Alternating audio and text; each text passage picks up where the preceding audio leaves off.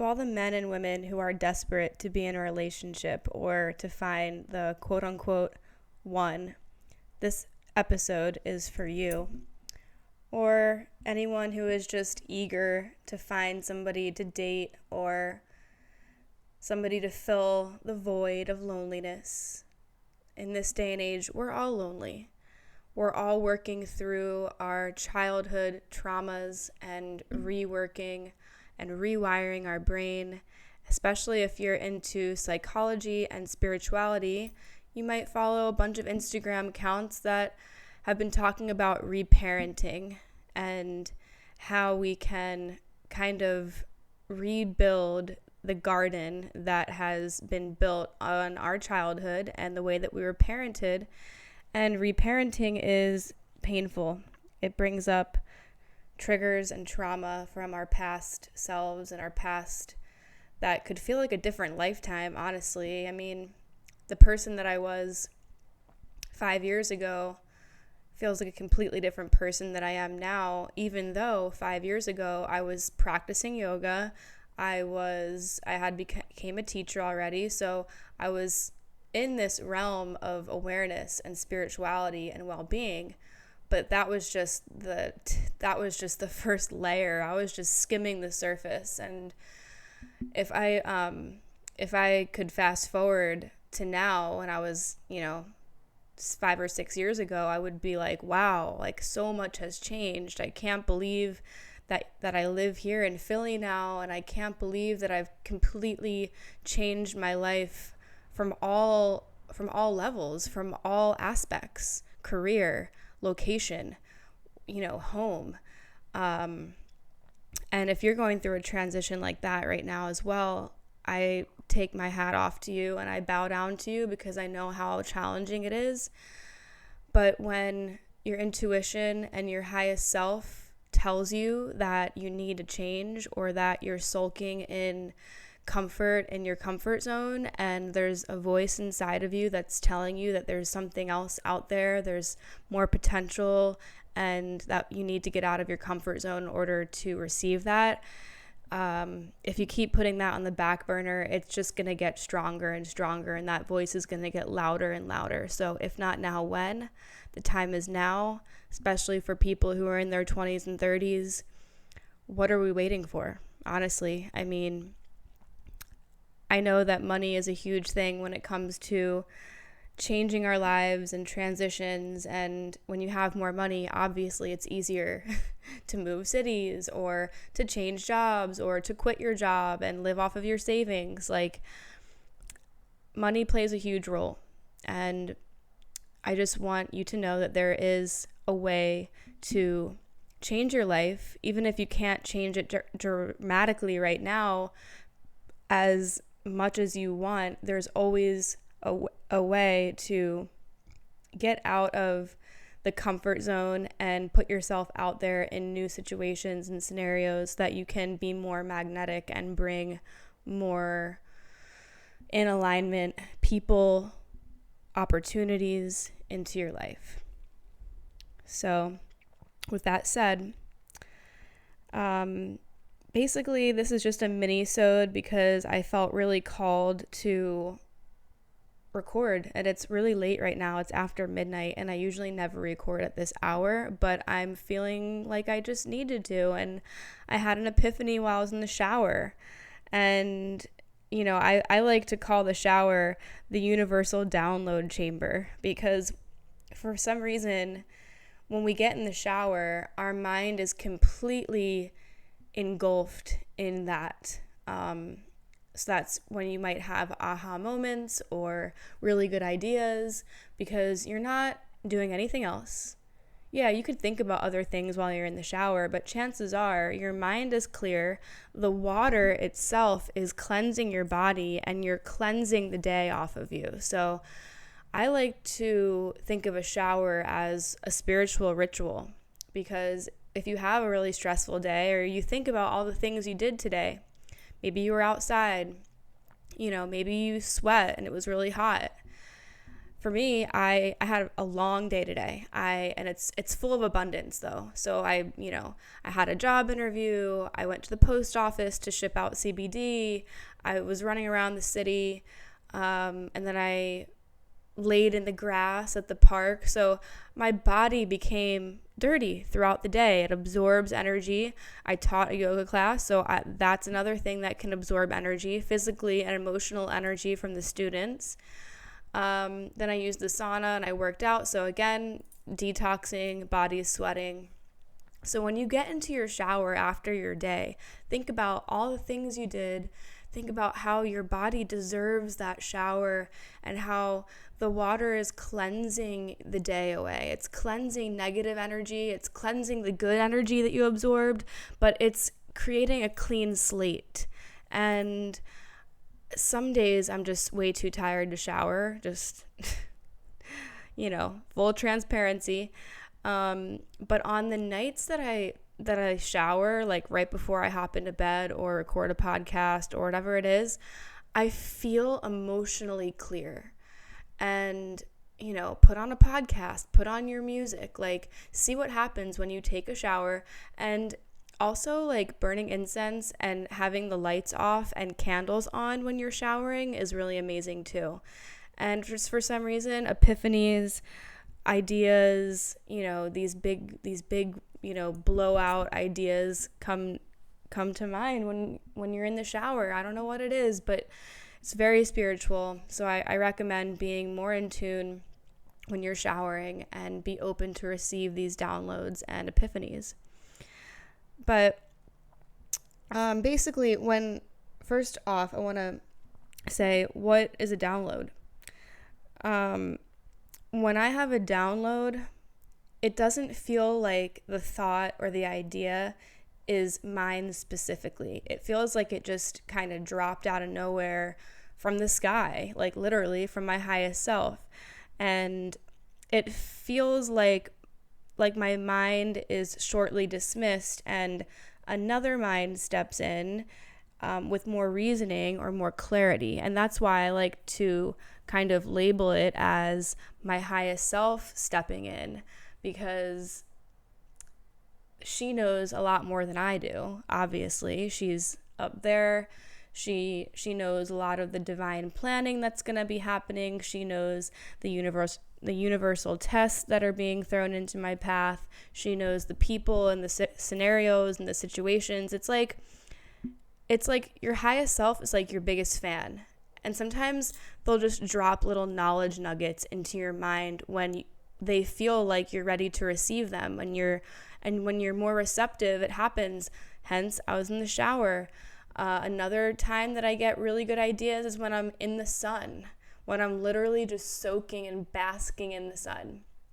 So that's my personal reflection on what I think downloads are. It's just when your mind is more clear and reasonable and the thoughts kind of feel like they're flowing in, and it's not knowledge that you might even have. It's knowledge that comes out of thin air, but you know that it's true because you just know it's right. You just know it's true because it is true. So, yeah. So basically, I just wanted to talk about embracing being single. And I know that a lot of my followers are single, and Mercury retrograde is a time to embrace where we're at right now in our relationship with ourselves and others, with our inner roommate, with our real roommates, with our friends, our family. But it just feels like the collective is in such a rush to find the one. Well, why? Why are we in such a rush to find this perfect one that we have this idea about? And I know that a lot of what we hear right now in the spiritual realm is manifesting a partner and writing down all the qualities that we want in that partner. And I listen to podcasts all day long, and I've heard stories about women and men who manifest a partner and they come into their life and they have all the qualities, physical, emotional, spiritual, mental. And it's like, cool, like, all right, cool. I know that that exists, that it's possible to manifest your partner, but how much energy are we supposed to put on that? Like, what if right now, for example, I'm in Philly.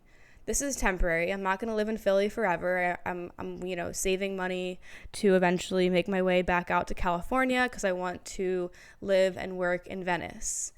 And I personally don't know if it's healthy or realistic to put this much energy into manifesting a partner, even though, yeah, I am lonely and cool. Yeah, I really do want to meet somebody awesome and on my wavelength and in my realm and just on the same vibe so I can like go out and do stuff with them.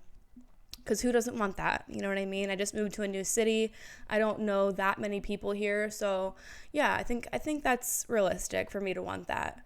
But at the same time, how much time and energy am I supposed to put into that rather than my workflow, my financial situation, my jobs, my yoga, my health and wellness practice, healing? It's all well and good to write down a list of qualities that you are looking for in a partner, but there's a fine line, I personally think, between realism and manifesting. And personally, you have to take into consideration, I can't even talk, and kind of step out of your body and step out of your life for a minute and look at it from a bird's eye view or a bigger lens and ask yourself, do you really want to meet the one right now? Because if you do, your entire life's going to change. And being single is actually the biggest blessing that we could get. And I don't think that a lot of us single people are embracing the journey and embracing the cool loneliness that we get from being single. And if you listen to a couple episodes back, I was quoting a lot of the book that I'm reading called When Things Fall Apart by Pema Chodron. And she explains this cool loneliness as a way of life, and we all have to go through it. And in order for us to appreciate where we are in our lives, sometimes being lonely is the biggest channel and inspiration that we can get, because when there's somebody else in our life that, not that we have to worry about, but once you find your quote-unquote twin flame or soul twin or whatever you want to call it, your life isn't just about you anymore. It's about that person as well. Because when you're in a relationship or a bond, you're supposed to be living and thriving together. And if you're focused on healing and bettering yourself and your career and your financial situation, and that's your main thing, it's really challenging to be in a serious committed relationship, because there is a time that we have to be kind of selfish and we aren't living for somebody else, and there isn't going to be someone else that fills us and makes us whole. Everything that's happening in our lives is because of us, and I just think that as the collective in your 20s and 30s, that we need to embrace this journey and the process a little bit more and really just fucking anchor down and own being single, because this is when the magic happens. So this journey of being single should be like a weight is lifted off our shoulders, because there's less inner turmoil, because the one we have to genuinely worry about, the only one, is ourselves. And once this twin flame or, other half is in the picture, our life is never going to be the same. It's just like when somebody has a child, their life is never going to be the same. So if you truly believe in twin flame and soulmate stuff, and you know that there's just one human out there for you, when you meet that human, best believe your life is going to be drastically changed, right? So you might as well fucking enjoy this moment for what it is, because now you can be selfish. Now you can focus on your career. Now you can focus on what you want. Because when somebody else comes into your life and you're in a relationship, then it's a lot of energy that is put into that relationship and communication and just all the things. So I just realized that I enjoy being single so much.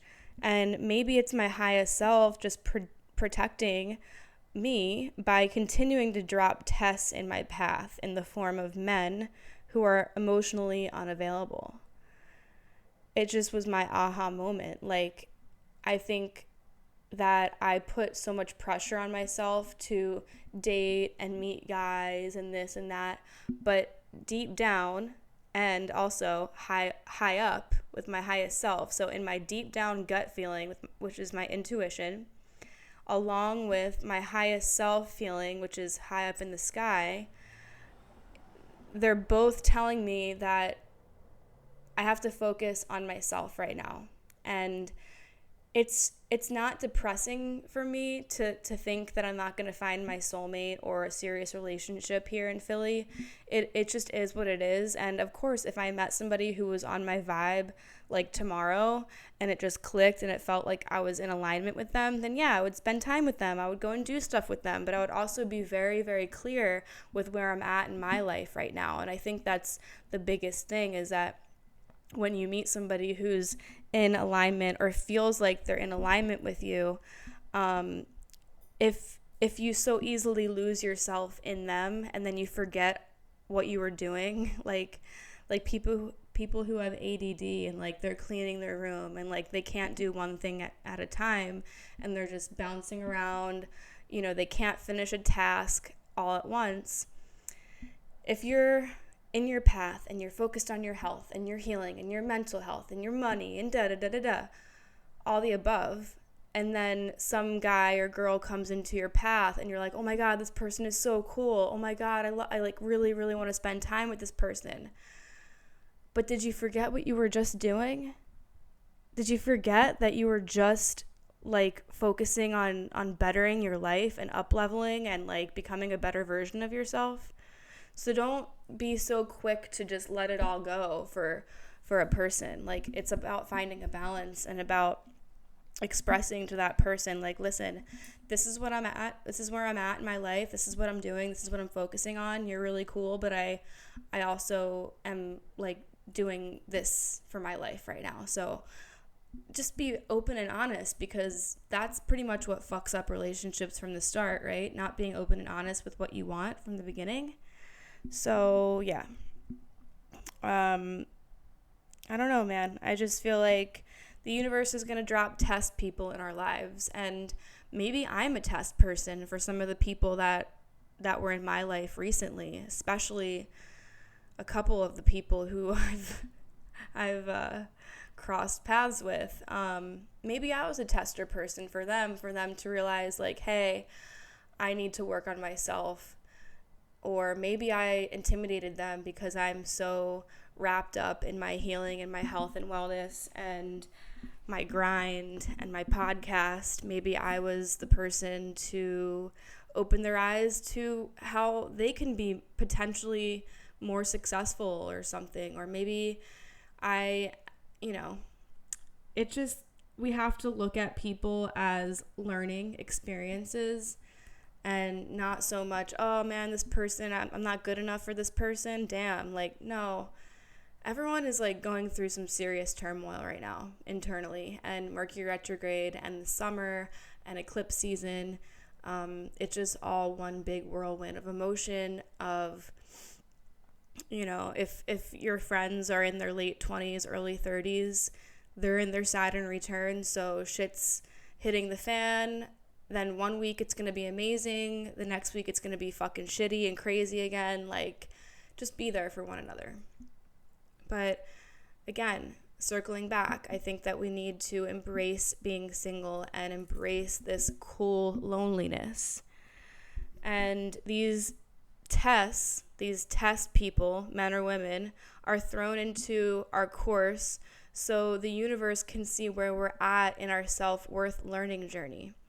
So if we so easily let them in and we lose ourselves, like I was just saying, and our passions go out the window, then we fail the test. Simple as that. How quick can we return back to our path, eyes on our paper, not allowing emotionally unavailable people to hinder our progress and our self-worth journey? That's how the universe knows where you're at. It's just checking in and being like, okay, like let's see how they react to this person. Let's see how they react to this situation. If they pass the test, all right, clearing out that space, ready for more things that are going to be in alignment. And, as we raise our self-love and self-worth, that's when we become more receptive to receive these things. And a lot of this stuff that I'm saying right now is what I've been learning through Lacey Phillips' workshops and her podcast. So I'll link that in the show notes as well.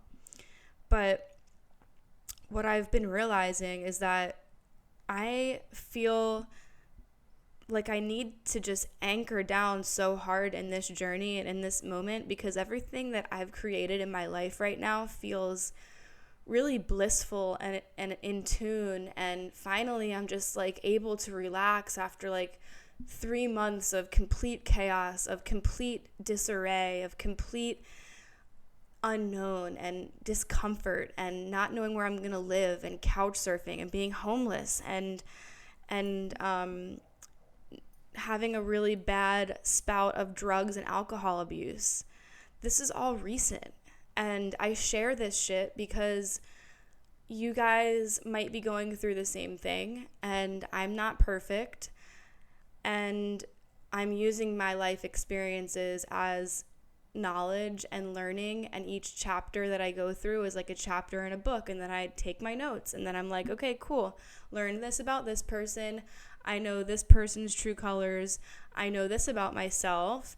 I know that I can't be doing this, and I know that all these chain of events has led me to this moment right here, right now. I'm sitting on my floor recording this podcast, talking to you guys, and it's just nice to take a step back and look at our lives from a bigger lens and understand that everything is leading to the next. And if we are aware and we are open and we are okay with releasing toxic things and people along this journey, it's only going to be so much easier for us to be ready and open to receive when the real good people are coming into our path. Like, we will definitely realize who those people are. So, once I find the one or whatever, I would assume, that I won't feel as free anymore. Although maybe that's my own fucked up perception, since none of my past relationships were really that healthy. And I felt more like I was in a jail cell with a narcissistic, jealous person. Not every relationship of mine was like that, but the majority of them. And it's because drugs and alcohol were a huge part of each relationship. And that's what it boils down to for me. Honestly, like, the healing that I'm doing right now is deep-seated healing based on my connections and my relationships with men and women, friends and lovers and romantic partners, because I've realized that a lot of what I've built throughout the years, starting in college, starting in high school, was built on drugs and alcohol. So if my mind has been altered for over a decade, it's time to rebuild that. It's time to change the wiring of my brain, and it takes time. So I don't even think that I am ready to meet the one right now, because I'm just now scratching the surface of realizing that alcohol is a huge, huge downfall for me. And having sex, meaningless sex with men under the influence, even if it's just a few drinks, I have such a low tolerance now that it's gotten to the point where even if I have a couple drinks and I get into, a sexual situation with a dude, my mind actually turns off because of the past sexual trauma that I've been through. And I will probably record an episode about that, but I'm not sure when. But I've done a lot of research. I've listened to a lot of podcasts, and then I took a workshop in Tulum with Bibi. She's an amazing sex therapist, energetic sexual healing. She does workshops at Burning Man and everything like that. And me and my friend took her workshop, and she basically said, like, the body and the mind are separate. Like, yoga is all about yoking the body and the mind, but if you're with a sexual partner who isn't energetically, emotionally on your level, your mind might drift off and fly away, but your body is there. So your body is there, and you're receiving sexual energy from this human who is not giving you emotional charged energy, and the mind can check out. And my mind checks out. It's like, yeah, I'm there. My body is physically there, but I feel like Gab goes somewhere else. And that started to scare me when it happened a couple times. And then I realized maybe I should stop having sex, or maybe I should just really focus on conscious sex, energetic, conscious connecting. And, it's easier said than done because alcohol is such a big backbone and support and foundation of how people even meet. I mean, you meet people at bars, right? It's just so fucking weird. But that's what I've been trying to do, is sober myself out and understand who I am and know that I don't need to have a drink to be open and to have fun. And if somebody feels, or if somebody makes me feel like I need to have a drink in order to be accepted, or if I'm not open or cool enough or whatever, then that person's not supposed to be in my path. End of story. If I can hang out with you all day and talk with you and walk around the park and just shoot the shit sober, like, you're supposed to be in my life. And I think that there's nothing wrong with drinking. I'm not bashing you if you drink, because believe me, there's a time and place for that. And I actually am really looking forward to the day that I can just, like, have a glass of wine and just relax and, have sex. Cool. Awesome. Normal drinking, sexual life. But I think that alcohol actually turns off something in my mind so that it gives me the okay to just mentally check out when I'm having sex, and that's, like, not cool. It's actually very scary, and I connect that to my trauma, and the body remembers. It takes time for the body to really let go of physical trauma that has to do with, like, a situation that happened. Your mind might be like, oh my God, I'm so over that. Like, I haven't even thought about it in years. But then you hear a song, and that song takes you back to that moment, and your body tightens up. Or all of a sudden your chest tightens up. Or all of a sudden your lower back hurts. That's because the body, is receiving these signals from the mind. And that's why yoga can be so intense, because when you're in some of these postures and then these memories come up, and then all of these stressor sections of your body are releasing energy and tension and stress, and then all of a sudden you're crying when you're in pigeon. It's like, duh, because all this fucking tension and toxic energy is stored in your hips, and now you're crying because it needs to release. Like, it's the mind-body connection. So just, I go off on tangents sometimes, but I feel like I'm just channeling. Like, whenever I record, I'm just kind of channeling whatever comes through. So, basically, if you're stuck in a relationship with a narcissist or a jealous person, run. Just get the fuck out of there. Don't look back. What are you even, like, waiting for, to be honest? Like, you're just prolonging your healing, and you're prolonging all of the amazing people and opportunities that can come into your life, because the universe is just waiting for you to release them.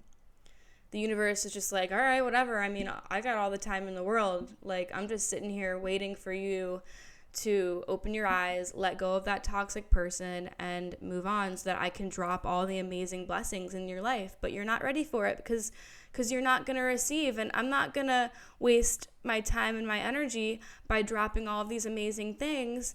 And then I have to like create more after that because you're not going to receive it because you're not ready. So the universe is waiting. And like, when I realized that, I'm like, damn, like, I mean, that's like another download that I've received recently. It's just like, when you're stuck, it's, you know, you have to force yourself to get out, because just get your head out of the water. Just get your head out of the water and start swimming to shore. And once you start getting yourself out of the water and onto the shore, then things are going to start getting better. So you can do it.